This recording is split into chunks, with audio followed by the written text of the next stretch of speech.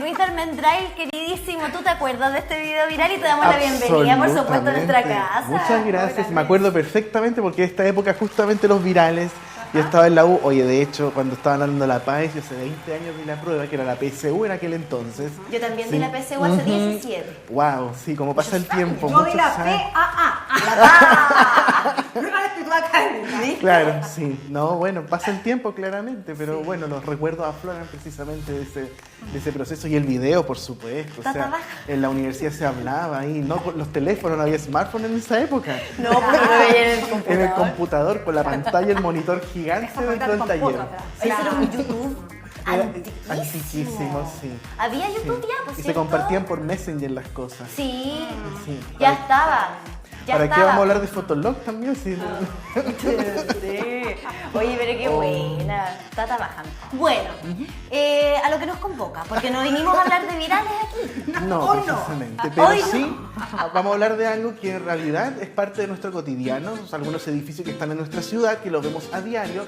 Pero hoy hablaremos del autor de muchos de esos edificios, que es un arquitecto que yo he estudiado mucho y que estoy muy feliz de poder compartir también con todos ustedes y con toda la gente en la casa, que es el legado y la obra del señor Edmundo Enríquez del Pozo.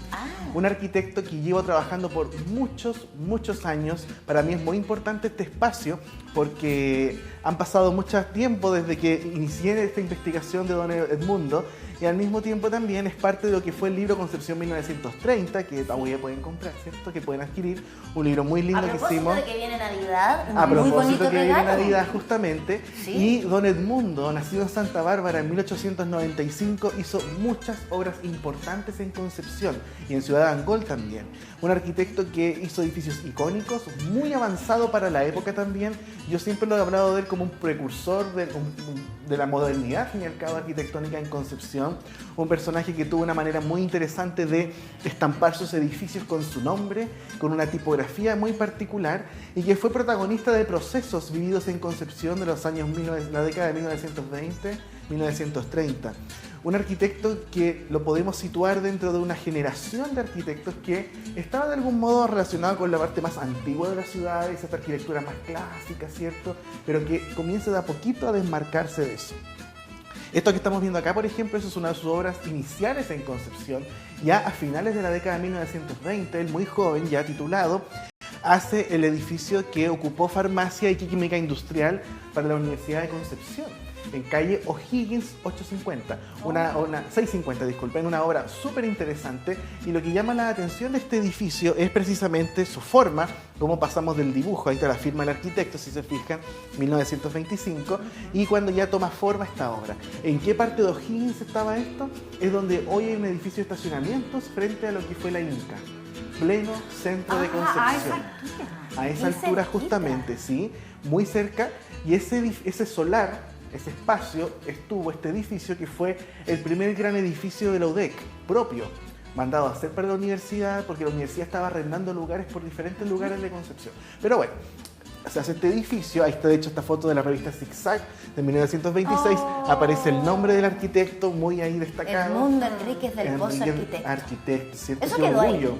¿O era mientras se estaba haciendo la obra? Usualmente, qué buena pregunta, cuando hacían edificios se ponían, no sé, pues el nombre letrero de la constructora, a veces de algunas empresas de materiales, pero también el nombre del arquitecto, ingeniero, constructor. Todo eso iba puesto entre las faenas, entre los andamios. Claro, bueno, ahora es mucho más grande todo estos letreros, a veces y con ponen las el nombre del inmobiliarias. arquitecto, pero sí, prima el nombre de la inmobiliaria. Sí. Y en este caso también la Universidad de Concepción. Y este edificio fue muy importante porque estuvo la farmacia Modelo en el primer piso.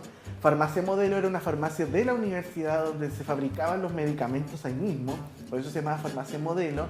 Y además en este edificio, bueno, con el pasar de las décadas, se instaló periodismo, se instalaron salas de arte, cosas muy especiales ocurrieron acá. ¿Es aquí donde se hicieron las primeras clases de la Universidad de Concepción o es en otra calle? No, fue en Caupolicán. Caupolicán En 1919, sí, mucho antes de la Voy a decir al tiro que eso lo dijo el señor director y me obligó a preguntarlo. Y yo sabía que no era, pero me obligó a preguntar. Yo te quiero preguntar al material. ¿De qué estaba hecho este edificio? Buena pregunta. No, pero vi que el señor director está desesperado. Hay una placa aquí, dice. ¿Quieres saber de una plaquita? Oye, ¿por qué no viene usted mejor a preguntarle? Sí. No hay una placa ahí. No, está equivocado. Sí. Sí, posiblemente sí, pero no estamos molestando, señor director. No, porque nos habla por acá. Pregunta y pregunta mal.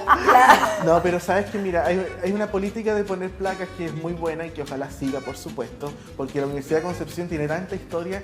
Por ejemplo, no sé, siempre dijimos de poner una placa en Caupolicán con Víctor Lama, donde estuvo la Escuela de Arte y el Instituto de Fisiología, por ejemplo. Oye, pero hay que volver atrás, pues la Pau tenía una La- pregunta. Sí, la Que no la estructura. hicimos por culpa suya.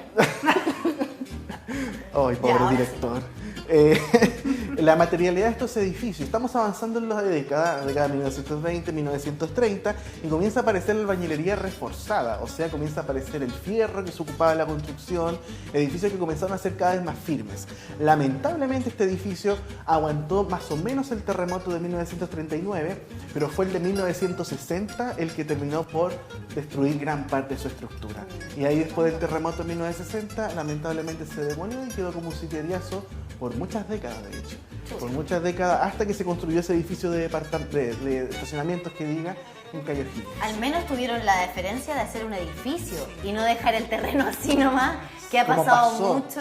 No, y de hecho después del terremoto del 60 quedaron muchos sitios seriazos que hasta los años 80 y 90 seguían estando. Luis, un poquito. Oye, a propósito de sitios ariazos, en esa época, en los años 60, ¿qué sabes tú? ¿Pasaba lo mismo, igual que ahora, que la gente iba, se instalaba, armaba rucos? ¿O en esa época, no sé, habían rucos?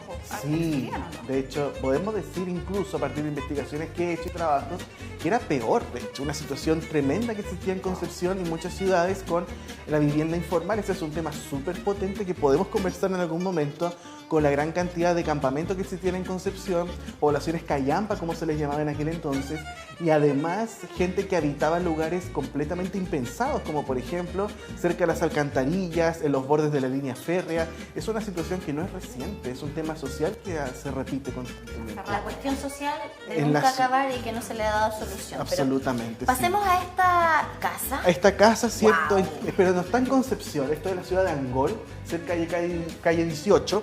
Es una casa preciosa que se encuentra en Angol, un saludo Me muy grande. sorprendió Angol. ¿Fuiste a No Angol? conocía esta ciudad preciosa y me sorprendió.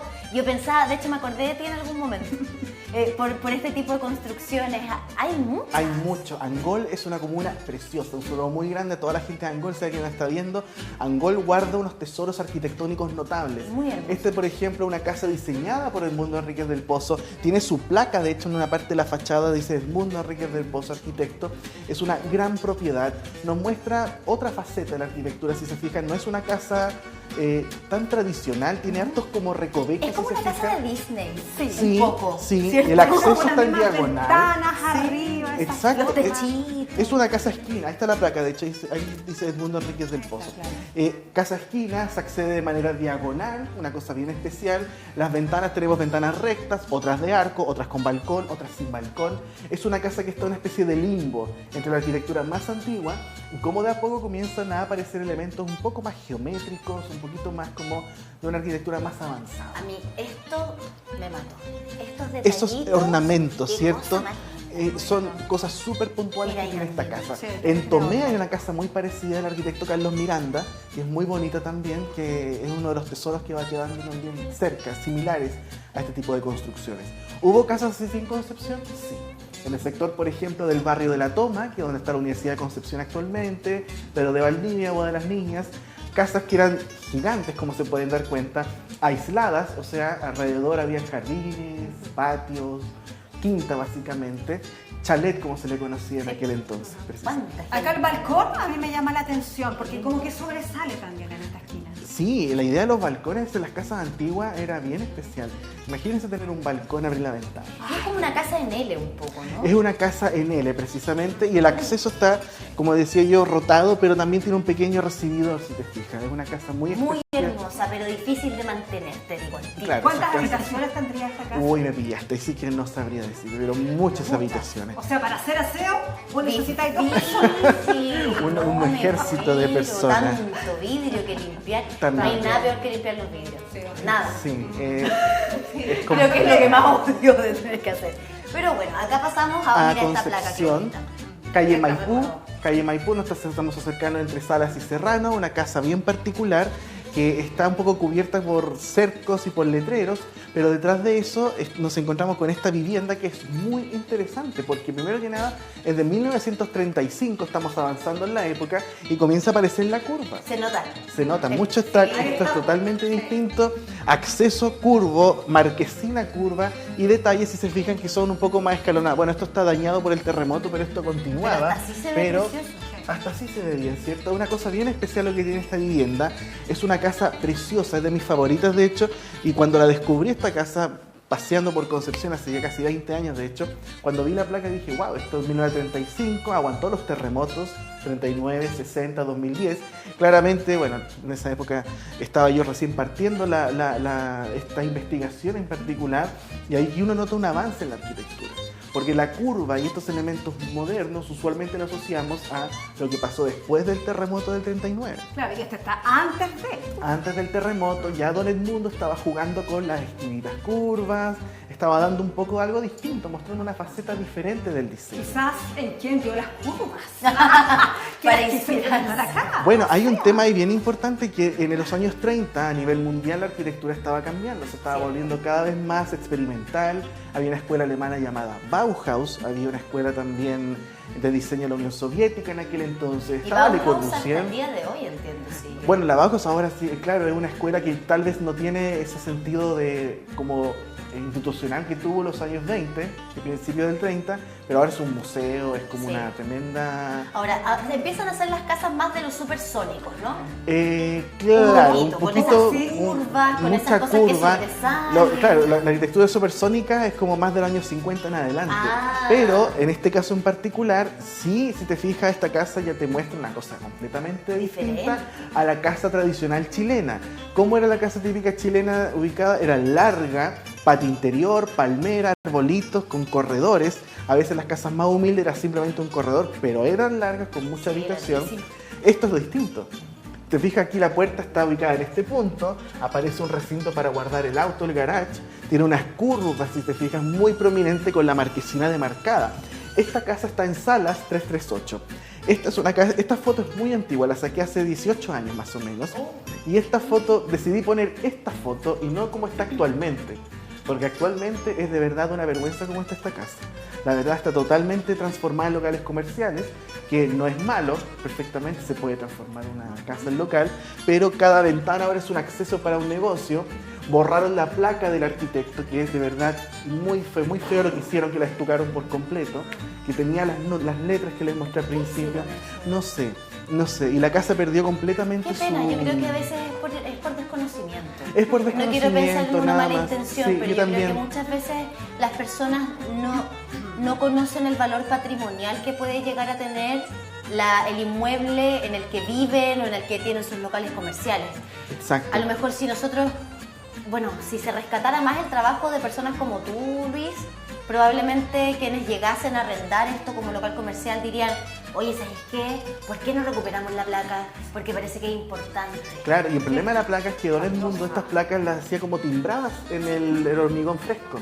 Entonces no es una placa propiamente tal, es un estampado. Entonces, cuando lo estucan ya se pierde, hay que entrar a picar cuidadosamente todo. Muy cuidadoso, casi un trabajo con cincel chiquitito a lo arqueólogo. A lo arqueólogo prácticamente. Sí. Y fíjense los detalles de la casa. Esta parte está más levantada. Si se fijan ahí, un detalle más bien ornamental, y la casa también tenía curvas y horizontalidad, una casa preciosa. Bueno, esta historia es bien triste, la que vamos a ver ahora. Calle Caupolicán llegando a Cochrane, parte de un conjunto de casas modernas que partía en Chacabuco y terminaba en Cochrane, todas demolidas, queda una sola, hay una en la esquina que ahora es un centro médico que está ampliada, pero esta es bien especial, la 158, que era una casa diseñada por Don Edmundo en 1937. Estamos avanzando también en los años. Fíjense la forma que tenía la casa. También curvas arriba. También curva arriba. La casa estaba pegada a la casa de al lado, por lo tanto estaba aislada de la otra. Casa curva, da la vuelta. Una casa que parece un barco, si se fijan. Sí. Muy bonita esta idea de las ventanitas circulares. En este caso una puerta pequeña que era para un despacho oficina, y la casa, el acceso oficial estaba por el acceso vehicular. Una cosa muy interesante lo que ofrecía esta vivienda, que lamentablemente fue demolida el 2011. Acá abajo vemos la destrucción de la casa. Ah, claro. Ahí sí, yo traté de salvar la placa, pero era imposible porque había que haber sacado el muro. Claro. para poder rescatar la placa del arquitecto. Pero bueno, una casa preciosa que mostraba esa idea de la modernidad, el balcón que daba la vuelta completa. Yo entré a la casa en la demolición, por lo tanto la casa daba la vuelta completa, Y harta el balcón. ventana, harta luz. Al otro lado seguramente Harta igual había luz, muchas no, más por ventanas. detrás había un muro ¿Y curvo eso precioso. es una suerte de terraza, un balcón techado? No, eso fue fue un agregado posterior. Ah. Fue un agregado posterior. Tema importante, la casa de al lado, fíjense que se alcanza a ver una curvita igual. Sí. Casa diseñada por el señor Julio Ríos Beriger, hermano de Pepo, hermano de René, y en el cual justamente él habitó también ahí. Una conexión entre modernidades arquitectónicas. Y ahora esta se está ocupando para... La demolieron completa. Hay un esa también edificio la en estos momentos de una torre inmobiliaria. Existe en el Pero tú lugar. dijiste que quedaba una. Queda una casa que no es del Mundo Enríquez del Pozo, que es donde estuvo por mucho tiempo el servicio de bibliotecas. Ah. En Caupolicán, casi llegando a Chacabuco. ¿Y esta casa? Calle Maipú, estamos ya al otro lado de Concepción, ya estamos avanzando al año 1937-38. Nos encontramos con esta vivienda muy especial, si se fijan, también con la curvita, también está la marquesina, nos recuerda a la casa de Salas, la que les mostré de color azul, un rombo muy sutil justamente. Y claro, es bien especial lo que ocurre en esta vivienda porque es parte de un conjunto de otras casas que están al lado, también de Enríquez del Pozo. ¿Resiste esta casa hasta el día de hoy? Sí, de hecho la cuidan bastante, he pasado por ahí constantemente y la casa la tienen muy bien cuidada. Pero esta tiene menos ventanas. Esta tiene menos ventanas, el terreno es más angostito, es una casa que tiene otra distribución, pero fíjense la forma que tiene, o sea, encuentro que es súper interesante la modernidad que brinda. ¿Eso que está ahí, Luis? ¿Eso Los es respiraderos. subterráneo? No, respiraderos? son respiraderos que eran espacios más bien como de ventilación debajo de los pisos de las casas. Y esa es una pregunta muy buena, Cami, porque aparte también tenía un diseño. O sea, si te fijas, en algunas casas está la rejita y nada más.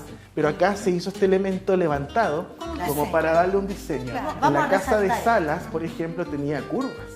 Entonces, ¿Ahora hay un- todas las casas tienen respiraderos? es que ya hoy en día las casas tienen, los edificios tienen otra condición constructiva. Hoy en día tenemos radieras propiamente tales, tenemos otra noción de lo que significa hacer ese tipo de Y intervenciones. esto justo al lado. Es justo al lado, son dos casas, Maravilloso. están modificadas, pero la de la izquierda se mantiene muy bien. Son casas preciosas, lo que se encuentra acá, casas absolutamente geométricas, pueden ver la variación de las ventanas circulares Eso también. circular son... Son ventanas, hay un nivel en un piso distinto si te Sí, fijas. un piso medio, ¿no? Claro, empieza un juego geométrico también del Ay, ¿cómo arquitecto. será por dentro? Me encantaría poder conocerla, de hecho quiero buscar el nombre que me escribieron hace poquito, literal hace poco, que es cosas mágicas que ocurren de una señora que vivió en esta casa. Y le quiero mandar muchos saludos. ¿Será que ella supo que ibas a traer este tema? Claro, intuyó de alguna María manera. Angélica Urbina Herlitz, le mando muchos saludos, ella no vive en Concepción ya, pero me mandó un mensaje precioso con una historia de infancia de lo que significó vivir en esta casa. María El tema de Angélica, los ¿será que nos puedes contar cómo es por dentro? Sí. Para entender ese piso medio. Ese piso medio, las ventanitas pequeñas ¿Cómo es la también configuración? circulares. ¿Será una cosa Alexa? Porque piensa que las ventanas que siguen acá tiene que ser como un... Literalmente. Claro, ¿no? Y de hecho interiormente, según algunos planos, muestra también que hay curvaturas. Entonces nos damos cuenta que Enríquez del Pozo de verdad se la jugó en aquel entonces haciendo casas completamente típicas. O sea, ya estamos en una época donde Concepción, sí, como lo digo en el libro Concepción 1930, era como una adolescencia. Concepción estaba dejando atrás algo de su pasado, pero quería ser un poco más grande, más adulto. Y son estas casas de espejo. son casas de espejo. Esta casa está modificada, yo no tengo más registros de cómo era la de al lado originalmente, pero evidentemente era similar, Pero, no igual. antiguamente igual tenías estos ladrillos. No, esos son agregados. Originalmente no tenía este tratamiento. de Era la fachada. fachada quizás planita, ¿no? Como- Sí, justamente. como las otras. Una casa Mira en las O'Higgins, curvas, O'Higgins, las ventanas. llegando a Calle Ainavillo también. Una casa muy bonita, muy interesante también, que sigue estando en pie, ahora es de color amarillo.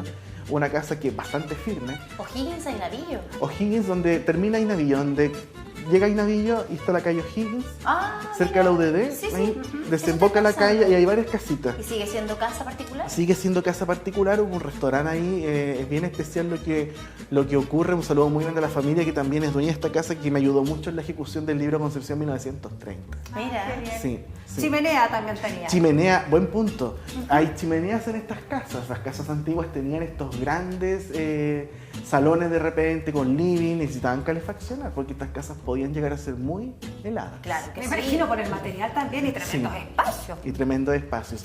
En el año 1938 Enríquez del Pozo diseña el Teatro Ideal, que en la década de 1940 cambia de nombre a Teatro Rex, que es uno de los edificios más icónicos de Concepción, la actual Vega del Esfuerzo. Un edificio que está en Rengo 865, una obra que entre eras y carreras, una obra preciosa. Yo creo que es un edificio que claramente a muchos nos ha llamado la atención, nos ha marcado por su marquesina, ¿cierto? Que tiene el letrero que sube, las formas curvas. Un teatro, pero muy importante en la historia de los cines de Concepción también. ¿Aquí daban toda clase de películas? Sí, bueno, cuando se inaugura en el 38, pasa a ser como el gran representante de las películas hollywoodenses. Así, acá se dio Blancanieves, por ejemplo, películas de Disney, musicales, cosas de ese tipo. Pero ya cuando comienza a cambiar su cartelera de los años 40-50, se vuelca también al cine más latinoamericano, mexicano, ubicado en un sector no tan céntrico de Concepción también. Y si caminan por calle Rengo y ven su marquesina, en este punto en particular van a ver la placa donde dice Enríquez del P. ARQ 1938. Gracias, lo Luis, recuerdo. por traernos estos pedacitos de la No, historia por de nuestra supuesto. ciudad y particularmente hoy día conociendo a Enrique Pérez del Pozo. No, Edmundo Enríquez del Edmundo Pozo. Enrique Pérez. Mira, Sí. lo di todo al revés. No, y un Pero saludo- iba por ahí. Iba por ahí. Y un saludo muy grande al señor Horacio Galás, a Octavio Enríquez, a la familia del Mundo Enríquez del Pozo, que me ayudó muchísimo en la ejecución del libro Concepción 1930. El 2012, en el Docomomo Chile 2012, hablé de este caballero por primera vez y fue de a poco una experiencia muy enriquecedora de conocer este maestro de la arquitectura que no podemos olvidar. Y un último saludo también al señor José Luis Godoy, amigo de la familia. Un abrazo muy grande de parte de todos nosotros y de Cristina también. Así que ahí estamos, por supuesto. Y a mis alumnos que están terminando sus clases. Es Ay, qué ánimo bien. también para ti Sí. con este fin de año, querido. Sí, así que Nos vemos eso. en la próxima. Nos vemos. Y de Luis Darmendray pasamos a ver y saber dónde está Luchito Santana. Luchito, ¿dónde estás a esta hora de la mañana?